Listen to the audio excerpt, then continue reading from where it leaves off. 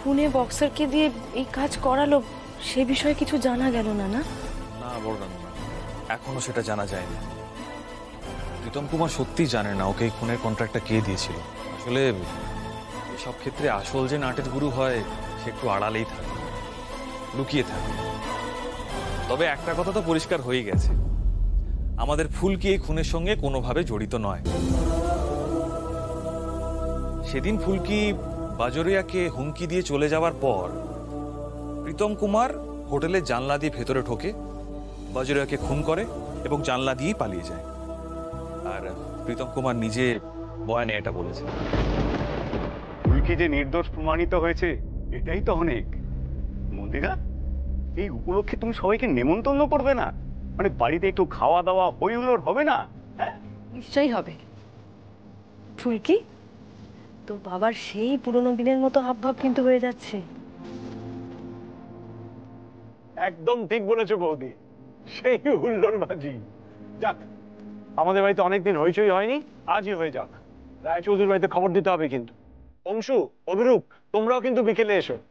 আচ্ছা, আমি তাহলে যাই, তমালদাকে একটা ফোন করে দিই আর বলি এই মিউজিক্যাল ইনস্ট্রুমেন্ট সমেত যেন চলে আসে। তাড়াতাড়ি যা, তাড়াতাড়ি। আজকে যখন সকালে আমরা নৃসিংহদেবের মন্দিরে সবাই প্রণাম করছিলাম, তখন আমি নৃসিংহদেবকে বলছিলাম যে কে এই অদৃশ্য শত্রু যাকে আমরা দেখতে পাচ্ছি না, যে প্রীতম কুমারকে দিয়ে বাজরিয়াকে খুন করালো আমাকে ফাঁসানোর জন্য। আমি নৃসিংহদেবকে বলছিলাম একটা ইশারা দিতে, যাতে আমি সেই লোকটাকে চিনতে পারি। সেই সময়তেই অভিরূপ দাদা এসে ঢুকল।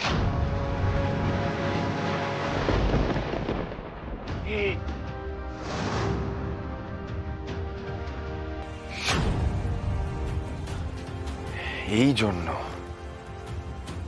জন্য তোমার ওই অভিরূপকে ভিলেন মনে হচ্ছে।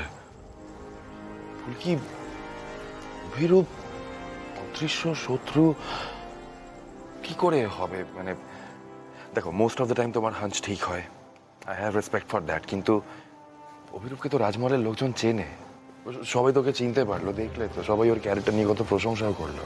আই থিঙ্ক কোথাও মেবি তোমার ভুল হচ্ছে। হ্যাঁ হ্যাঁ, কেন বলা যাবে না। বলছি, তুমি খবরটা পেয়েছো তো? যেই বদনামটা ঘাড়ে এসেছিল সেই বদনামটা আর নেই। হ্যাঁ, সব শুনেই তো ফোনটা করলাম। আমি জানতাম ফুলকি তুমি ঠিক নিজেকে বাঁচিয়ে নিতে পারবে। কি বলো তো, আমার ধারণা এটা জেজিএসেরই কাজ। আসলে আমাদের শাসক দল যারাই ওদের বিরুদ্ধে দাঁড়ায় তাদেরকে কোণঠাসা করার চেষ্টা করে। ফুলকি, তোমাকে এবার থেকে অনেক বেশি সাবধান হতে হবে। আমি ঠিক করে ফেলেছি, সামনেই একটা সভা ডেকে রাজমহলের অন্তর্বর্তী ভোটের প্রার্থী হিসেবে তোমার নাম ঘোষণা করা হবে। সেই কারণেই তোমায় ফোনটা করেছি। দিদি, তুমি এমনভাবে বলছো যে আমার মনে হচ্ছে তুমি সভাতে থাকবে না। বলছো ঘোষণা করা হবে, মানে কেন? ওরে বাবা ফুলকি, তোমার তো সাংঘাতিক কান। হ্যাঁ, আসলে কি হয়েছে বলো তো, বেশ কিছুদিন ধরে কয়েকটা থ্রেট কল পাচ্ছি। সেই জন্যই আমার দলের ছেলেমেয়েরা আমাকে বাইরে কোথাও যেতে দিতে চাইছে না, বিশেষ করে কোনো সভা টভায়। সব কাজ আমি ভিডিও কনফারেন্সেই সলভ করছি। ও তাই? আসলে আমি ভাবছিলাম যে তুমি আর একবার রাজমহলে আসবে।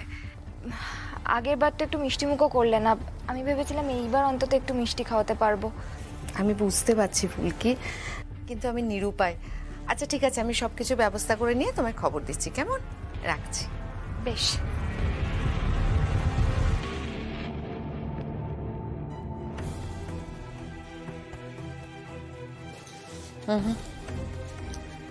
কাজটা কিন্তু একদম ঠিক হচ্ছে না। নন্দা দিদি ফোন করেছিলেন, উনি চাইছেন যে রাজমহলের অন্তর্বর্তী ভোটের প্রার্থীর নাম ঘোষণা করতে। সুনন্দা দিদি বলছেন আমার নাম ঘোষণা করবেন। উনি বলছিলেন উনি নাকি আসতে পারবেন না, ওনার কাছে নাকি কোনো হুমকি দিয়ে ফোন এসেছে, তাই জন্য। আমি বলেছি আমরা নিরাপত্তার ব্যবস্থা করব।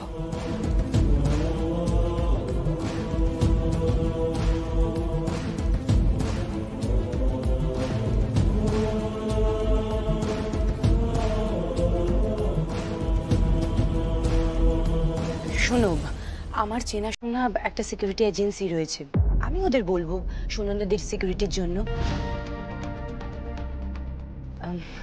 উনি নিজে রাজমহলে এসে তোমার নাম ঘোষণা করবেন, এটা তো খুব ভালো কথা। দিভাই দেখো, আগের বার এসে কিন্তু উনি একটু মিষ্টি মুখও করেননি। এইবার কিন্তু অন্তত একটু মিষ্টি খাওয়াতে হবে। অবশ্যই খাওয়াতে হবে।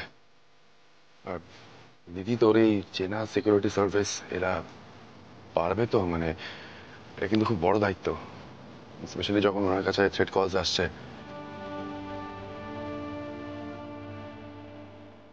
ভগবান না করুন কোনো বিপদ হলে কিন্তু এই জন্য আমি আর বলছি না। ভাই ভাই ভাই, আমার কথাটা শুনুন, চিন্তার কোনো কারণ নেই। আমি ওদেরকে খুব ভালোভাবে চিনি, কোনো ভয়ের কারণ নেই রে। শোনা, আমি ভাবছি যে আমি না নিজে হাতে পায়েস আর পিঠে বানাবো ওনার জন্য। হ্যাঁ, সুনন্দা দিদি বলেছিলেন উনি পায়েস খেতে খুব ভালোবাসেন।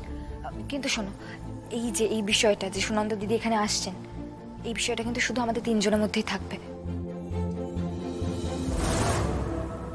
আর কেউ যেন কিছু জানতে না পারে। সেক্রেটারি তাই বলেছেন। যাক বাবা, একটা বড় খবর পাওয়া গেল, সুনন্দা সমাজপতি রাজমহলে আসছে। এই সুযোগে ফুলকির ভাবমূর্তিটা আবার নষ্ট করা যাবে।